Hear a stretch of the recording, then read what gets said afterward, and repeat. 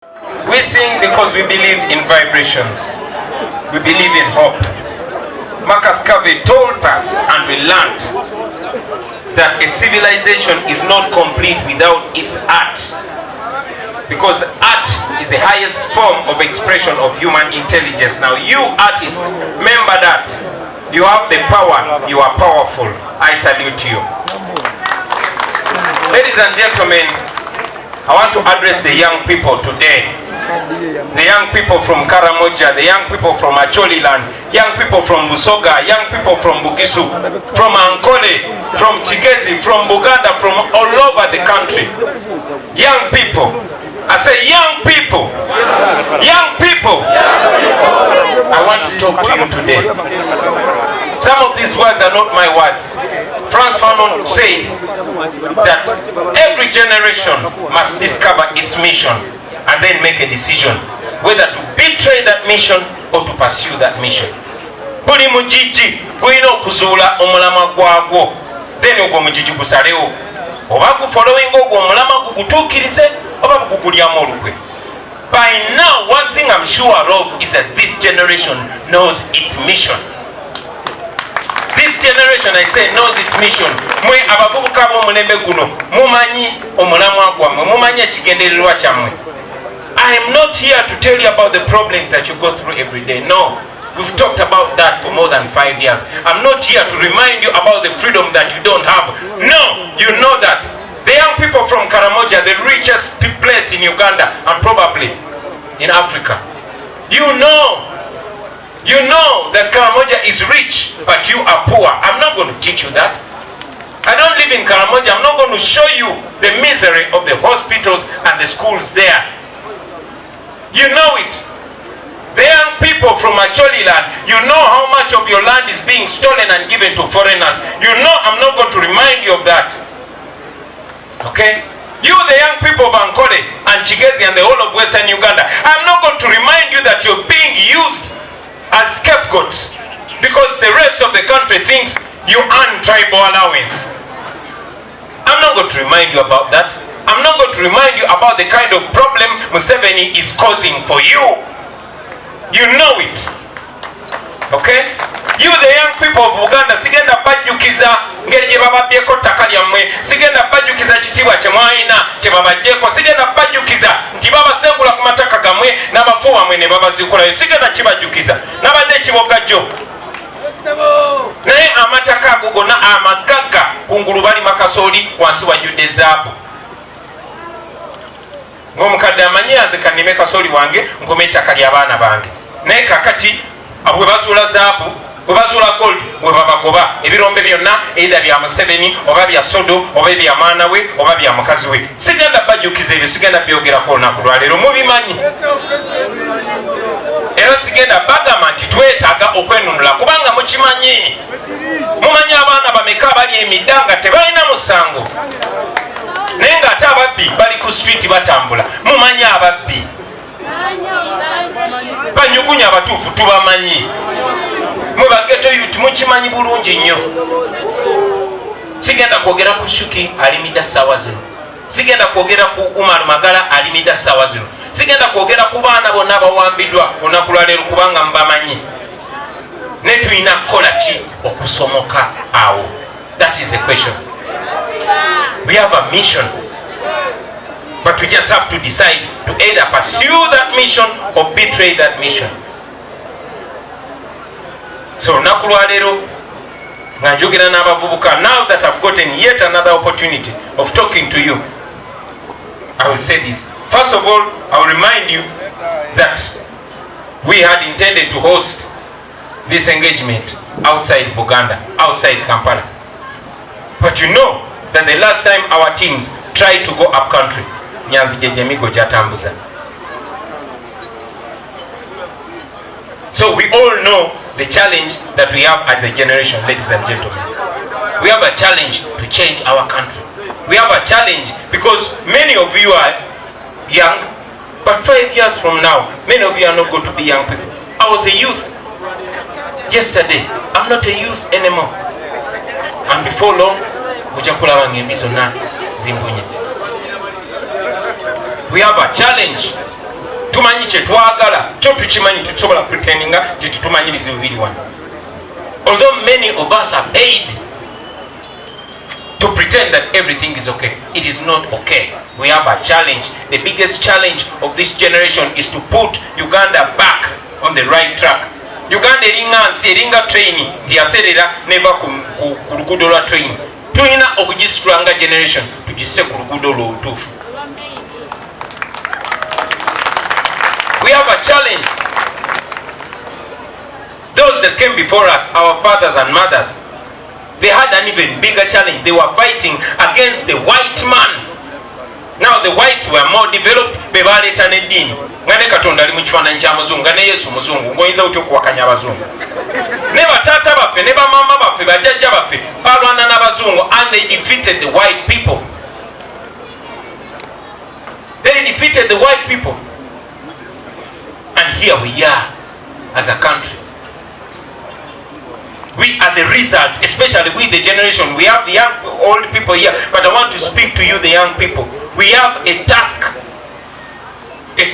to change the trajectory of things. Today we are in a country where 30 is the new 18. Many of you are 25, but you're still living with your parents. Not that you don't know. This is a more enlightened generation than the ones that came before. But 30 is the new 18. Myaka 18 obere ocheyiya, myaka 2 ocheyiya, n'abasatu bangi abacheyiya. Many are educated, not employed. etc. I can't go back into our problems. I just want to challenge you to provoke your reasoning, to provoke your anger, because if you can't get angry with the state of affairs in Uganda, you are a damn fool. I say that again. If you cannot get angry with the situation in Uganda, you are a bloody fool. Because a smart person, when you have brains in your head, this is supposed to annoy you. It's supposed to annoy you. But how are you going to channel your anger? That is what I want to speak to today. We are in a fight. Many of us got scared, but indeed more of us are even joining the fight. We have a fight to change our lives. But how do we change that fight? Number one, let us realize that we have a problem. No. I want to salute in a very special way you people that are here and those following us online. Already you realize that we had a problem. We have a problem. This problem was not solved by our fathers and mothers. Many of them are long dead, others are dying soon. We are the new fathers, the new mothers. And some of us are already becoming grandfathers and grandmothers. We have to decide either to subject the same challenge to our children or to change it.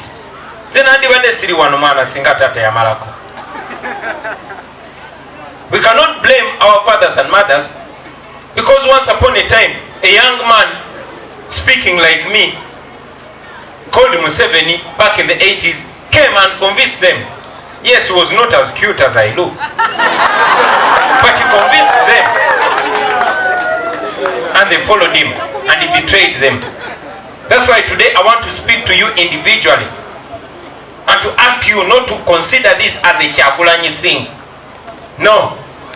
Don't consider this as a Nyanzi, as a Senyonyi, as a Rubongoya thing. Don't consider this as a Zedriga thing. It is your thing.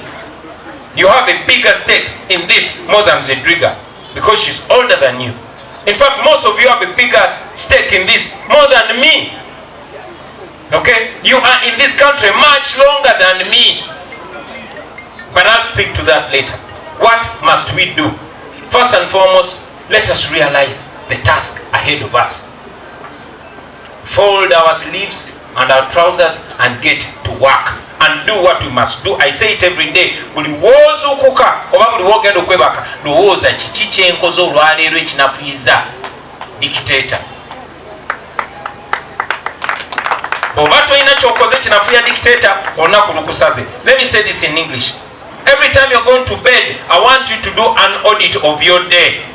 and ask yourself, what have I done today that forwards our struggle? What have I done today that weakens Museveni and his government of thieves? If you've not done anything to weaken Museveni, then your day is a loss. Plan for tomorrow.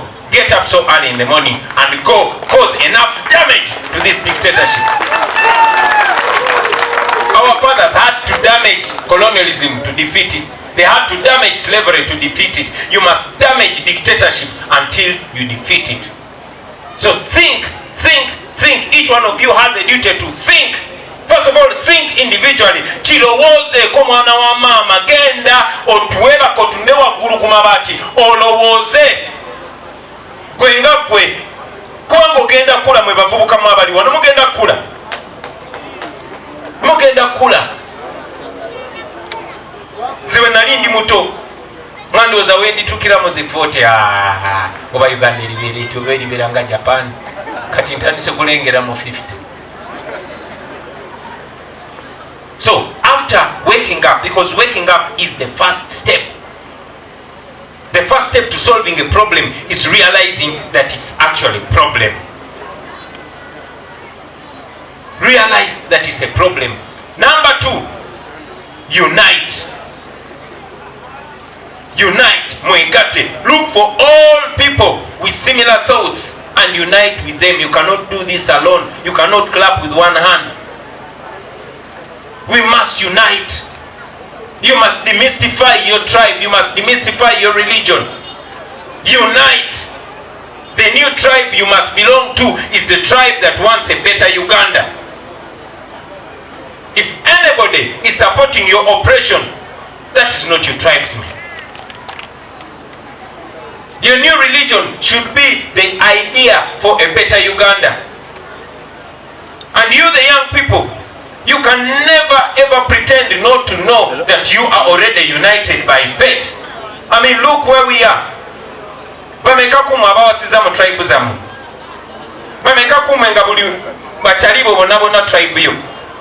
Bameka kumwe nga bachali nga team yo, tribe yo obanga dini yo. We are already united by fate. You know Museveni has succeeded in misruling us for close to 40 years because he plays the divide and rule game. I was talking to a friend in America and he said he actually never knew that he was black. Paka yatuka mu America ne bakimutekako. Banji kumwe, you never knew you Muchiga, you never knew you Munubi, you never knew you Muganda, because we are united by fate. Naye Museveni afubo kitekayo kakati gwe wisdom kai oli munyankole so toina kwa associating ne bano gwe lubongo ya oli munyankole toina kudiringa na bano. No, we love our tribes, we celebrate them, they make us special as Africans, but let us agree that in many ways our tribes have been used against us to divide us, and that does not benefit us. It benefits those that are oppressing us. So unite beyond tribe, unite beyond religion, unite. Martin Luther King told us that we either unite and succeed as brothers and sisters, or we perish together as fools. Choose one. Tuyina okwegatta mikwano gyange kitukakatako ffenna. Number 2, discipline. There's no struggle that has ever succeeded without discipline. And discipline cuts across. Discipline, most importantly, is how you relate with others. It defines you a great deal. Banji nyo twalina okuyiga on the job. Njagala obebaza mikwano gyange mbadde disciplined nnyo. Naye nga temunakuba ngalo nyingi tekimala n'omulundi n'ogumu. Kyanaku nnyo kizate ebiseera ebisinga ate abasinga okunsanyusa. Ate bw'oba waana nga bakoze ekirungi ate nga boononeka. You'll find somebody is a firm freedom fighter, somebody is a firm outspoken person, but before long byonna byayozeza n'abiyiwa mu ttaka. So I want to communicate to you, all of you friends, discipline is a very important thing, and this brings me to our comrades, the foot soldiers. Why do we call you foot soldiers? First of all, it's a tag of respect. timuli balwanyi abalwanyira mu mbeera yonna ba foot soldiers. But question is, are foot soldiers, our beloved foot soldiers, are they a resource or are they a problem? We must make sure you are more of a resource than a problem. Ebiseera bingi nnyo batuwaana kulwammwe kubanga mmwe, n'ebiseera bingi nnyo batuvuma ne batuvoola kubanga mmwe. This is the best platform because majority of you are young people.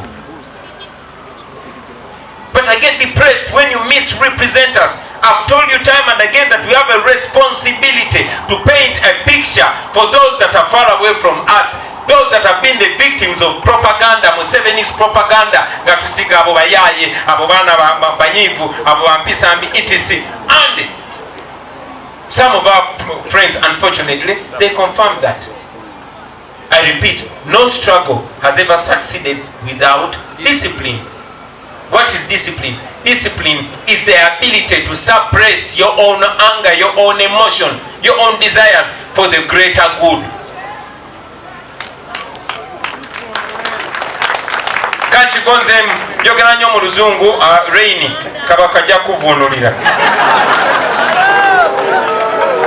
Discipline kitegeeza gwe ebirowoozo byo oba obusungu bwo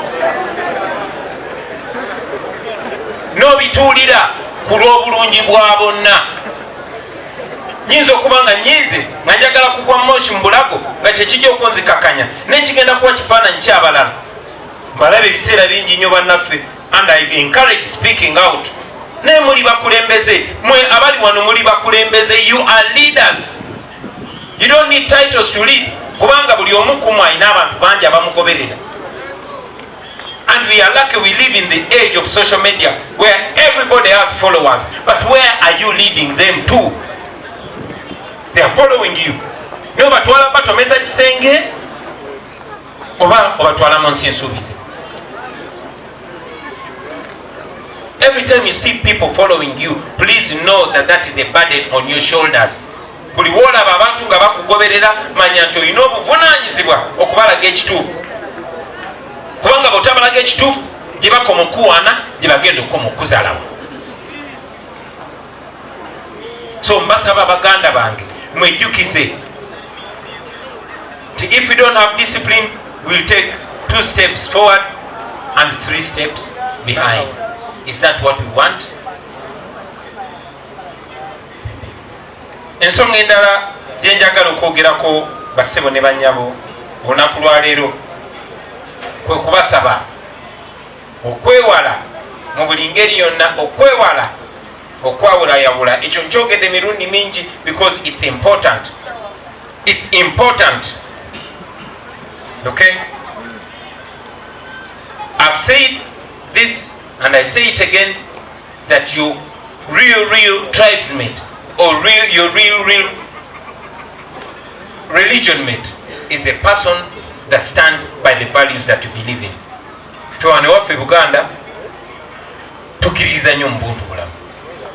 Era Museveni ayagala nnyo ogamba kubanga Bobi Wine Muganda then NUP Abaganda.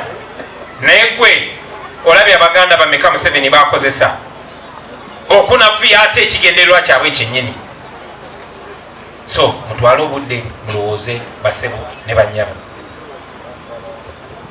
I want to suggest a few things.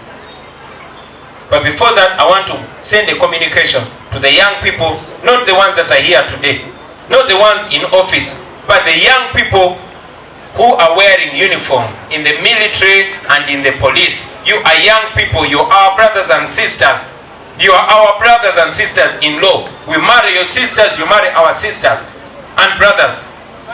We drink from the same joints.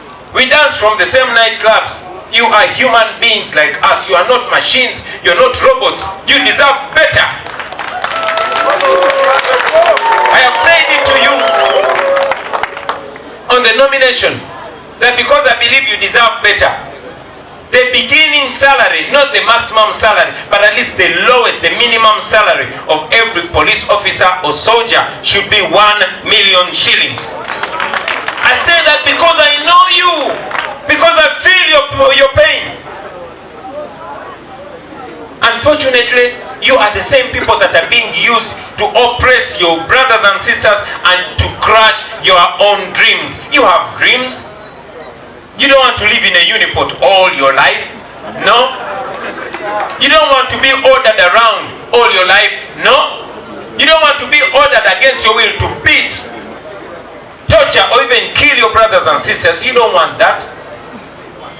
You don't want to spend 40 years in police or 40 years in the military, but because this boy or girl is related to a family so and so, they come and become your family. You know how many years you've spent waiting to be promoted, but you're not promoted. You know how many fronts you've been to, but not rewarded. You know how much of your money is taken off your salary by force, and how much of it is being stolen from the Wazalendo circle and from this other circle. What is it? Exodus circle.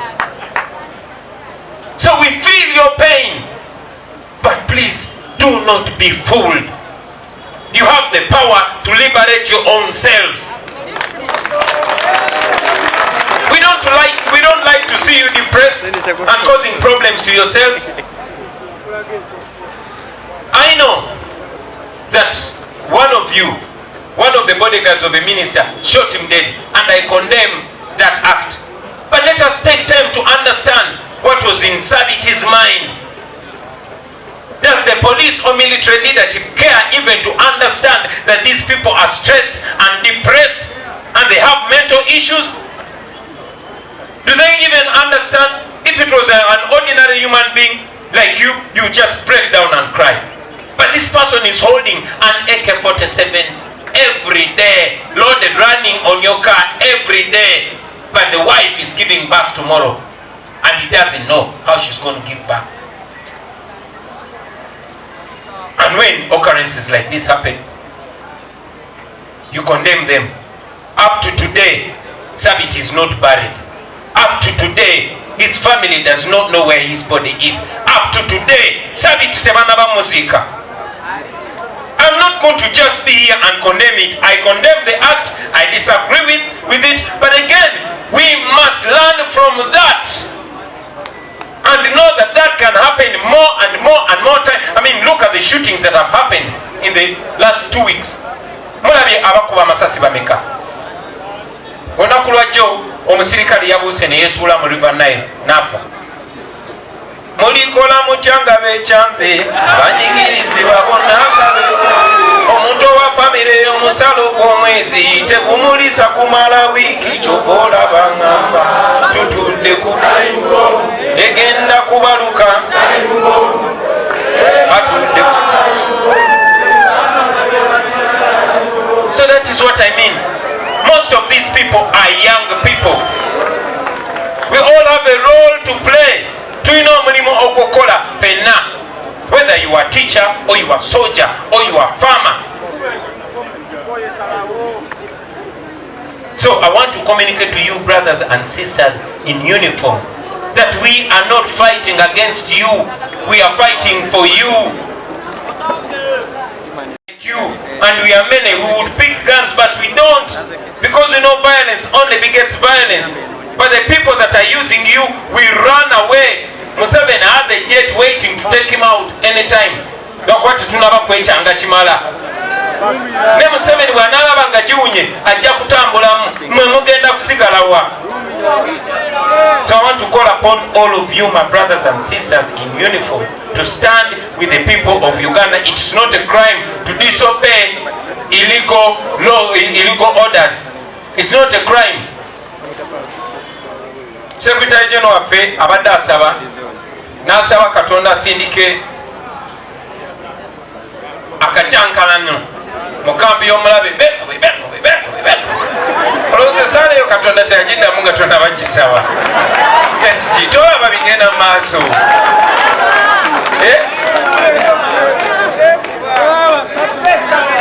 Ayongeremu Katonda akyatusedde. So friends, this should go to all of you.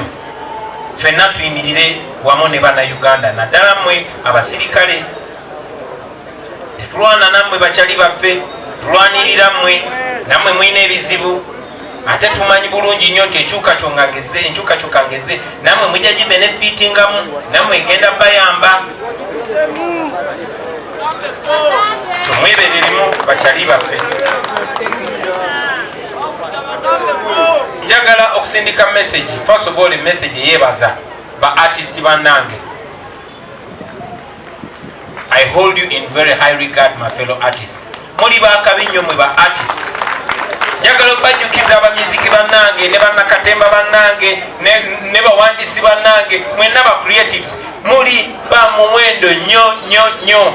Era bana basajja abafuba nnyo okubanyalisa babalage nti temuli bakabi nga bwe mulowooza, baboyi muli ba kitalo n'okusinga bwe mulowooza. Njagala okubajjukiza mu myaka gy'ensanvu Byron Kawadwa yawandika omuzannyo oluyimba lwa Wankoko oyo bamutta Bussi kubanga Amini yali amutya. Okot Pipitek was oppressed because he's an artist. But most importantly, njagala kutunula mu context yammwe nga ba artists abatono ennyo abasabawo ne mugamba nedda ssebo ffe tugenda tugula tetuli byamaguzi. Munange si ffe tusoose, abasajja baaliwo abakabi. Omusajja gwe bayita Christopher Sebadduka yagaana okolera dictator. Omusajja gwe bayita Fire Lutaya yagaana okolera dictator. Fire Lutaya yalina mukwano gwe nga batambula babiri baali bamuyita Jesse Kasirivu. Jesse Kasirivu yayimbiranga mu Grand Band eyafuuka Afrigo Band. Jesse Kasirivu Amini yegombadde muwe na mukyala we ebimu. So Amini bweyegomba mukyala wa Jesse Kasirivu n'alagira Jesse Kasirivu bamutte, era Jesse Kasirivu bamutta ng'atiisatiisa bana bayimbi bonna bayimbe nga bawaanaye. Fire Lutaya n'asikamu nete yafa, era mpaka katu kyamuholdinga in very high regard. Of course bangi babakakanya, bangi ne basirika busirisi, ate abalala ne batandika kuyimba nga bawaana Nakyemalira. Bangi kwabo abayimbi bayimba nga bawaana Amini, abamu basanga mu diaspora kubanga bagenda naye. Nkidamu abamu mbasanga mu diaspora kubanga bagenda naye. Nobwo bwe yatekinga over baali tebalina buvumu bumala komawo kubanga bakola ebikolobero bimala. Mukimanyi nti waliwo bamiziki bannaffe nga ffe nga bamiziki bannaabwe tetubalinaako buzibu, naye nga Museveni afulumyemu bagenda naye.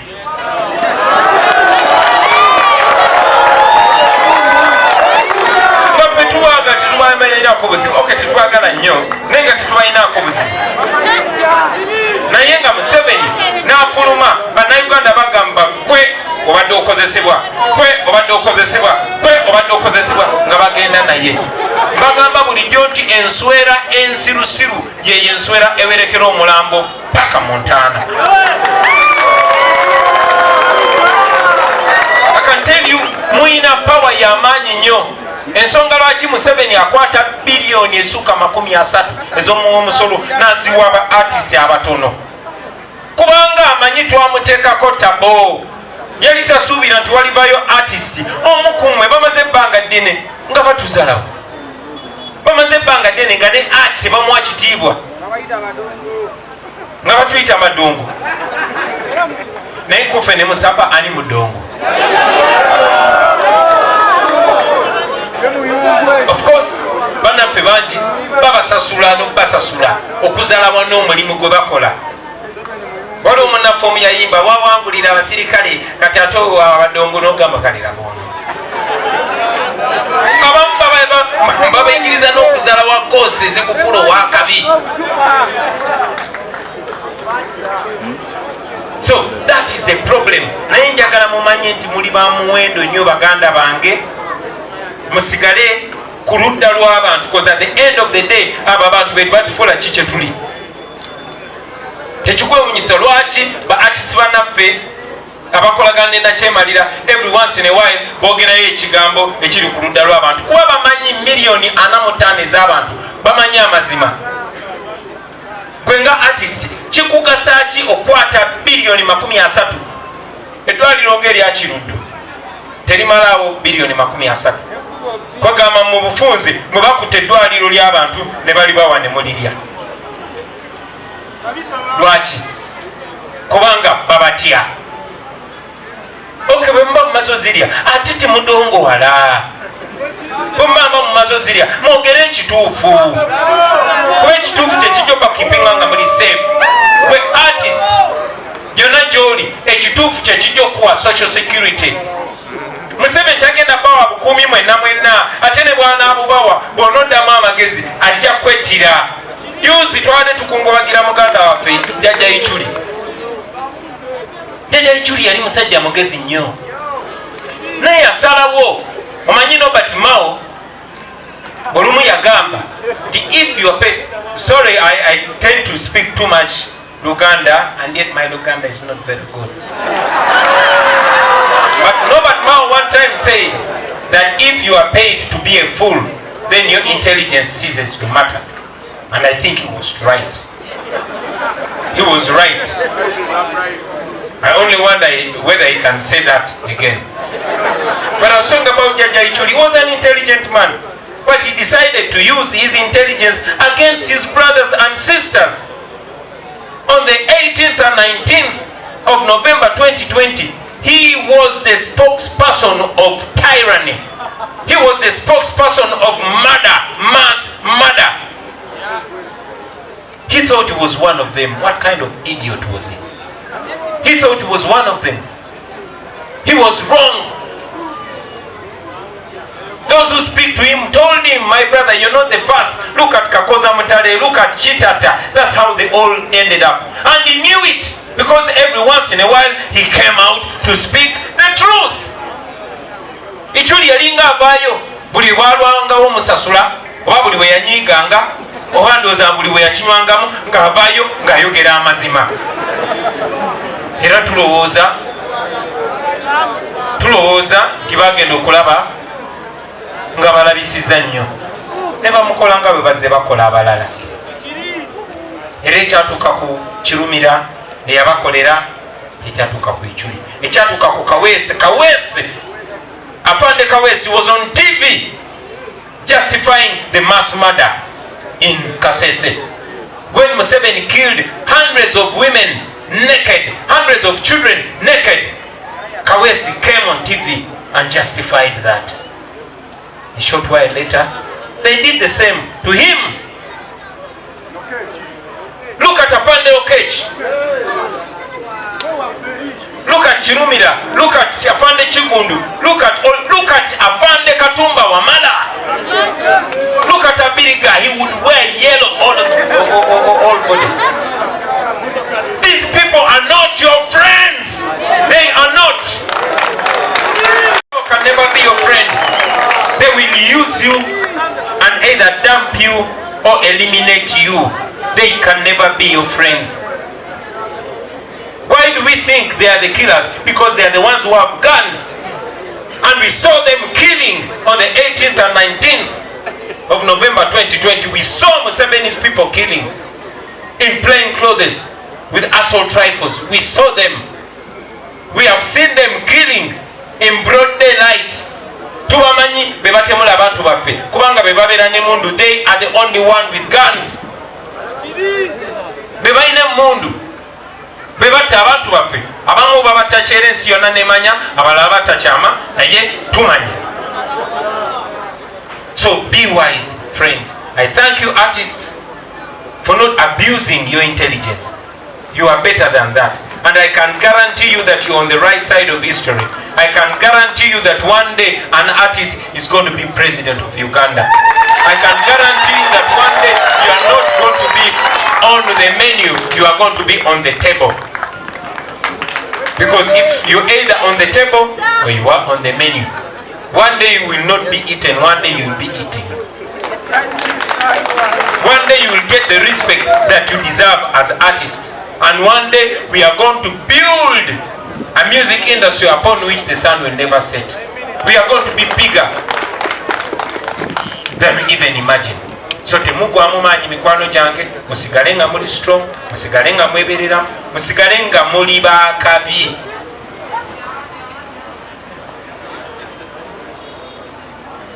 Allow me to remind you, friends, that we might feel low every now and then. When you're fighting against a dictator, means you're fighting against Bank of Uganda, you're fighting against Uganda Police, you're fighting against UPDF, you're fighting against every institution of state. But I want to guarantee you that Museveni is on his way out. I mean, look closely. He's now trying to reinvent himself through his son. Museveni twamusojjola data China kyagamba katagezaako kuzuukirira mutabani we. Naye saala ze tusaba zikola. Kubanga gwe singa gwe Museveni oye mwana gwe wandyagadde.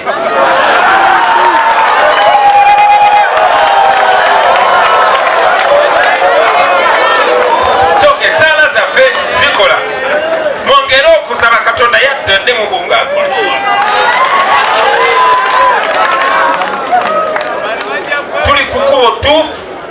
Tuli kukubo tuufu temugwamu maanyi. We are working day and night. Siba nkibagamba ne kati mwenna njagala mbagambe nti Museveni wadde akozesa sente zaffe ze batujja mu musolo, wadde akozesa amagye gaffe, wadde akozesa media yonna okugezako bapaintingira ekifaananyi kyakyali strong. Nkakasa okujjako abali live naye bingi byenjogedde wano bajja bisalasalamu nga lwaki? Kubanga tayagala bibatuukeko. Ne tulina omukisa nti as I speak to you now, the whole world is watching us. And the whole world has been following what we are doing. That is why even the international community, the International Criminal Court recently received our petition. Era njagala bategeeza mu butongole nti Museveni process ey'okumukuba mu kooti ensi yonna yo yaggwadda era empapula zaakoze ki.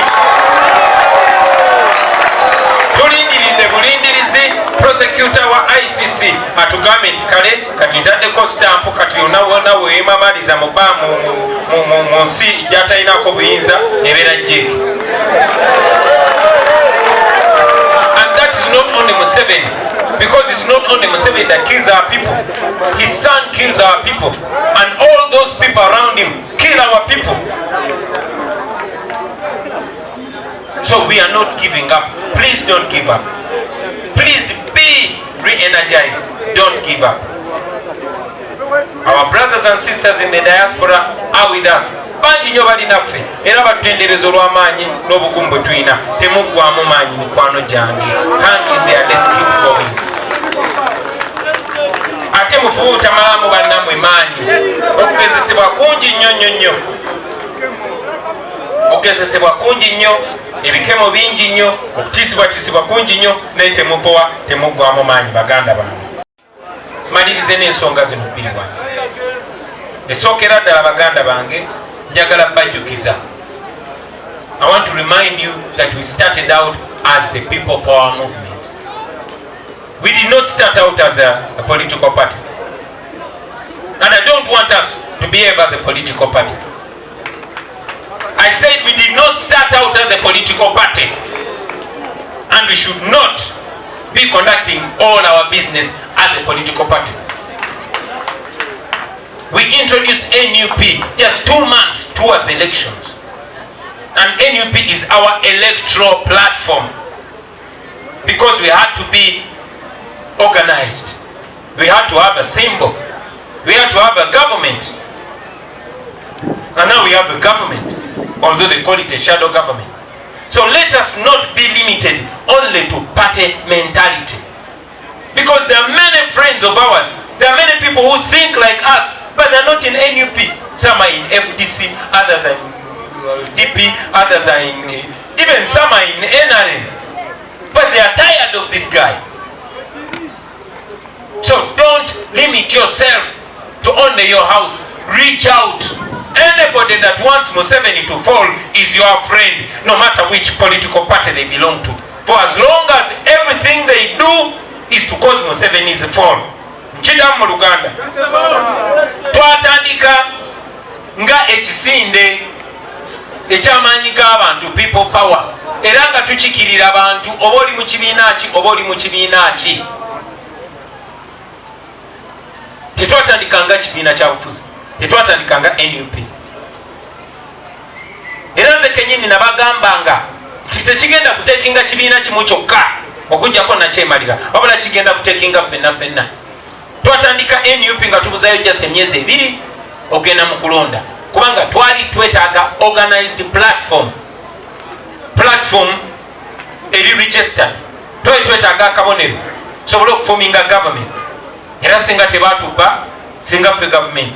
N'olwensonga eyo mbasaba endowooza yammwe temugikomya just ku kibiina kyaffe kyokka, wabula buli muntu yenna oba wa NUP oba si wa NUP, naye ng'ebikolwa bye n'ebigambo bye biyamba Museveni okugwa amangu ddala. Oyo mukwano gwaffe. Ate omuntu yenna ne bw'aba yeyita wa NUP ne bw'aba yalondebwa ku kalya NUP naye ng'ebikolwa bye n'ebigambo bye biyamba nakyemalira, oyo mulabe wammwe. Muntegedde bulungi?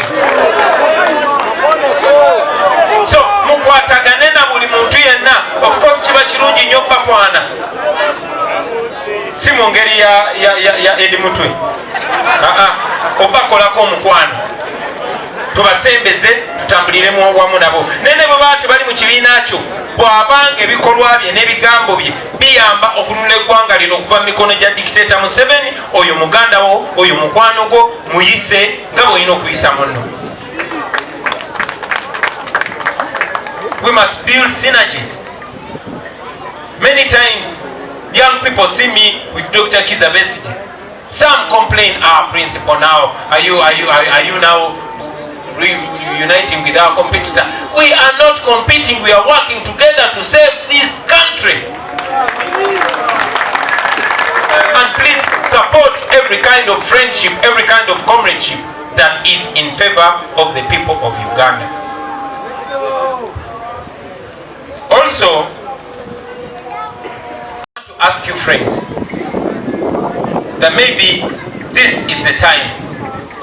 We are not in elections now, and I disagree with those people that bring their 2026 talk here. We won the election. I am the president of Uganda. I have not announced any election. What are you talking about? Who are you? What are you?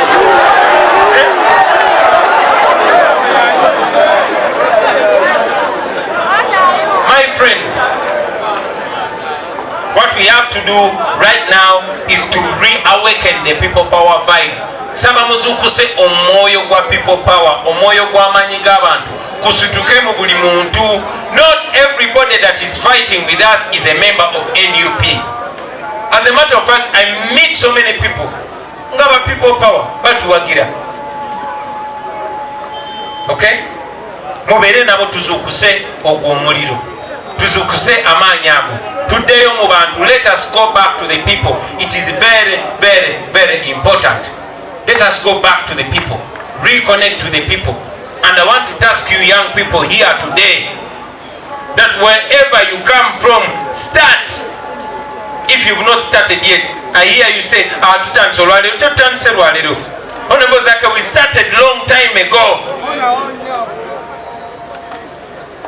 We might slow down a little bit, but let us continuously remind each other. Bolaba munonga saze speed, mukone ko mugambe yimuka. Olaba nange bankona kubaga principal chichina ye etayi ngazi yitidde. Teka mu butu tugende ngamba yiki. Bwe kiri mukubwa. Gatulungu. So let us do what we must do. Finally, you young people of Uganda, I want to remind you that me, Chagulanyi Center, I'm no longer a youth. Okay? I'm no longer a youth. I came into this political thing when I was a young man, 35 years, now I'm 41. I'm in my 40s, soon going to the 50s and 60s. Tetudda mabega. Okay? So this is incumbent upon you. Of course I'm not giving up, but don't put it on me, because Museveni is looking for my neck. He's looking for my life. It must not stop with me. He he should also know that even if he kills me, even when I die, my work will only have begun then. I will come back to you, whether through a storm or pita munkuba na yes somehow kubera namu. Nenga sinaba kufa. Use me and use yourself, because we are all candidates of Museveni's murder. Use yourself. You, the young people of Uganda, I am talking to you. Stop looking for shallow satisfaction. Fight back. Because this that we are doing, we are not the first people that have done it. No. The young people of Burkina Faso have done it. The young people of Tunisia have done it. The young people of all over the world have done it. The young people of Kenya are doing it now. So you, the Ugandan young people, if you cannot do what other young people have done to liberate themselves, if you cannot do what those young people have done to be free, then you had better die. I say it again, if you cannot do what you have to do to free yourself, you had better die. When Dr. Besigye was on TV recently, he spoke to us. He said, stupid people will either be enslaved or will be killed. Are you stupid people? Will you be allowed to be enslaved? Will you allow anybody to enslave you? After all, nobody can enslave you without your permission. Fight back.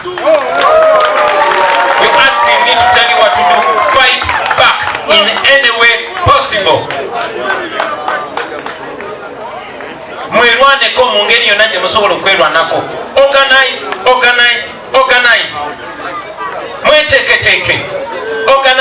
Organize publicly and organize separately. Organize when they know and organize when they don't know. Mweteeketeeke, mwekolemu omulimu.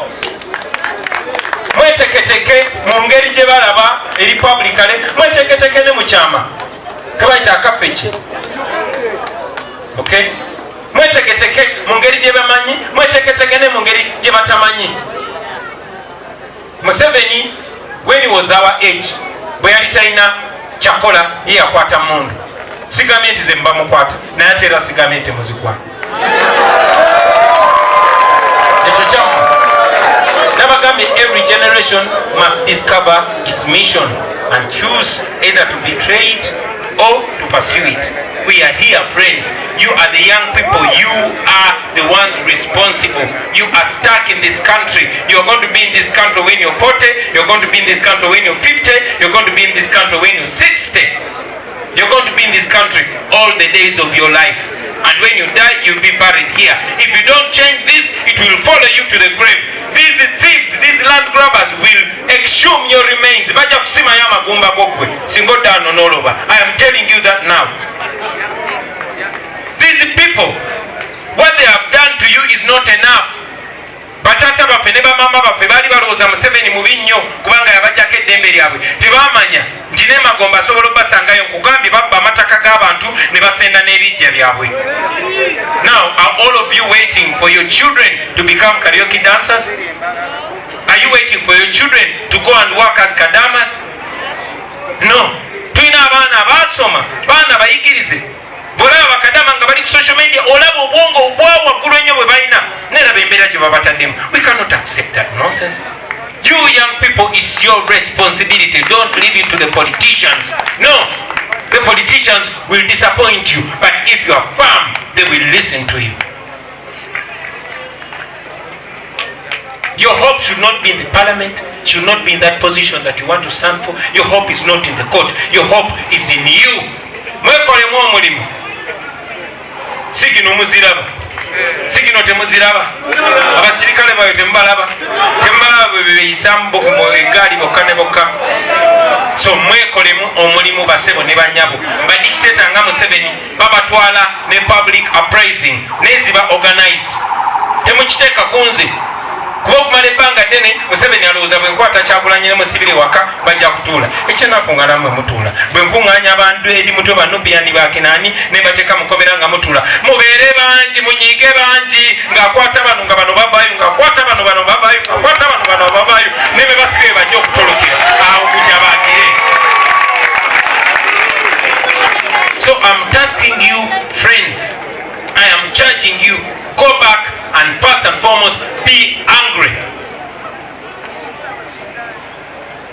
atanyikako abeera muki atanyikako abeera muki bannange munyige. There's nothing to smile about, nothing to smile about, my friends, nothing at all. It is upon us, it is upon our generation.